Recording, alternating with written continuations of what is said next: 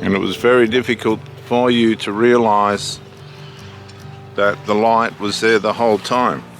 This brought a terrible consciousness, shame and guilt, and a disappointment of yourself.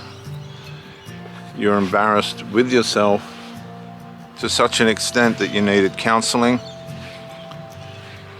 You found a quack that was happy for you to tap your card and sit there like a puppet and tell you what you wanted to hear. It didn't change anything, it didn't fix anything. This way, please. And that suited you. You, here, hang. You used people to your advantage. That didn't pay off. Time slipped through your fingers and you're old now. You're old, worn, you're becoming haggard. Teeth have gone, you've got false teeth. You have to wear a toupee to make it look like you've got hair. Your eyesight's just about shot, you need to shave. All that stuff that age does when you masculinize as a woman by being let down by the choices of men that you made. You have to become the male in the relationship, not by design, but by circumstances that you didn't navigate as well as you should have. And all these choices and things that you let go because you chose not to deal with them, you gave in because you were put in a situation where it was too hard to voice how you felt. It was too hard to say how you were feeling psychologically. And thus you were left to suffer at the hand of narcissism, a person that just couldn't see past themselves. They wanted to glorify themselves through standing over you, through abusing you passively and aggressively, not necessarily by yelling and screaming, but by omission. They omitted what they were supposed to do intimately for you, and you became a little slave in a situation where you thought that life was going to be a little bit kinder and a little bit more loving. Hate began to build in your heart. You didn't recognize it as that, you just described it as pain. Joy was undermined by sadness, although you kept putting on the pretty face, the smile. Peace became unrest. You were unable to sleep properly. You're unable to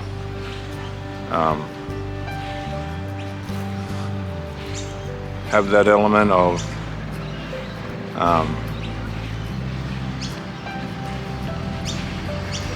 rest and salinity and serenity. How are you, mate? How you going, mate?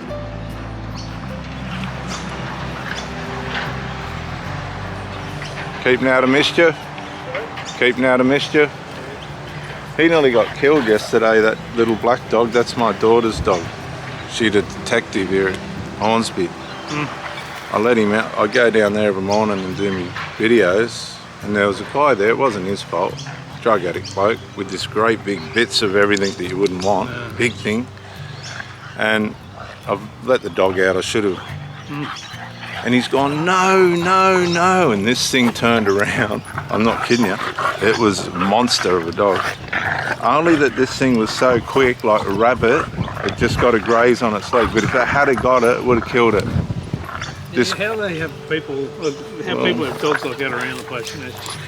I wrestled with what part I played in it, because I just presumed that the dog was just going to be like this. But the viciousness and the savagery of this dog, and I went back to the daughter, and because she's a cop, and the boyfriend's federal drug squad, she said if you hadn't have trained that dog the way that you do, throwing the ball and stuff, it would have got killed. They see it all the time. That's right. I mean, he got when he was only young, when I first got him. I don't know, it wouldn't have been 12 months old. I could see this dog. It looked like a pit bull to me. You know, some kind of pit bull breed.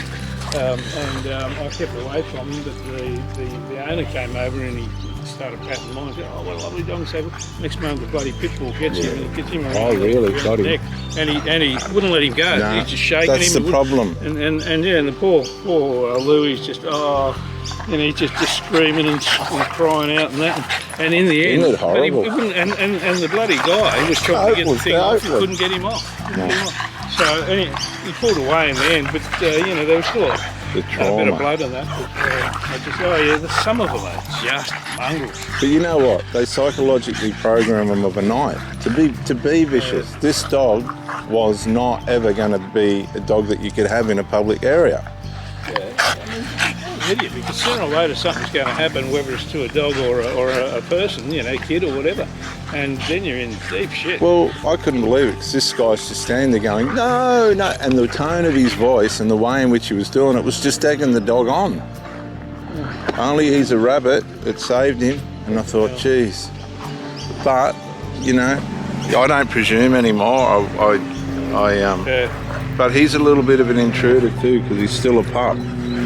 So he's still not by your side when you say. I've got about 60% with him, but the other 40% is what mine's the doesn't. same. I mean, every so often he'll take off and won't listen. 90% of the time now mine's okay, but that other 10, he sees a dog and I suppose he senses. But it's a fine line, isn't it?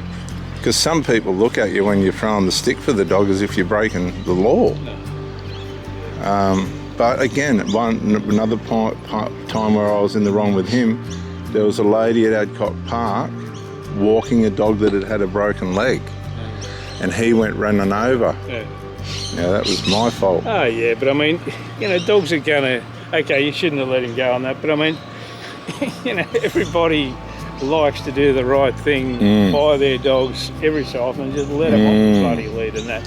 I mean, your dog didn't attack the other one, it's just it's like I had a party a few months ago and one of the dogs got hurt because he supposedly ran up to him and ran up to her, and it was a tiny little thing, it was only 4 kilos or something, and it didn't break its leg, but it strained its leg. And it's supposed to have operations and things that hasn't had them, but that sort of stuff can happen if you're going to go, because there was half a dozen dogs at the party, so if you're going to bring your dog to something like that, they're going to run around and that, so you've got to be prepared for it. Yeah. What's your name, mate? Alf.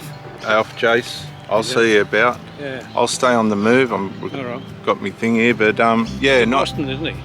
He's a Boston, I've never heard of it. Oh he's a big Boston, I tell you. I've seen a couple of them and they're a lot smaller.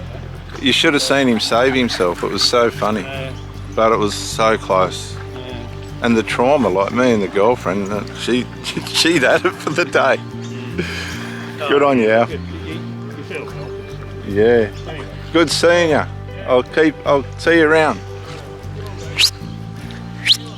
Come on, Hank.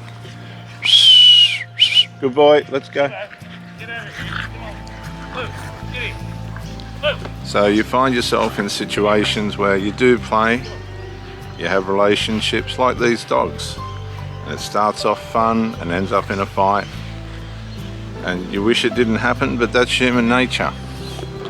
That's how human nature works. It's never going to change.